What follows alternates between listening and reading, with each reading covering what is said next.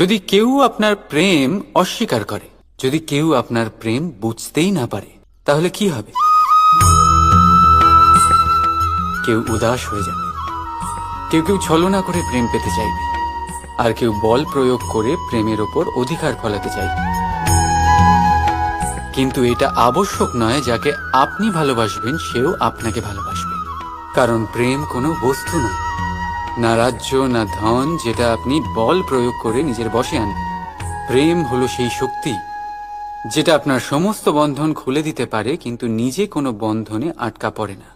তাই যাকেই আপনি ভালোবাসেন তাকে স্বতন্ত্র ছেড়ে দিন, কারণ স্বতন্ত্রতাই সেই গুণ যা প্রত্যেক প্রাণীর সবচেয়ে প্রিয়। প্রেম যদি সত্যি হয় তাহলে সে অবশ্যই বুঝতে পারে। ততদিন নিঃস্বার্থভাবে প্রেম করে যায়, একদিন দ্বার খুলে যায়।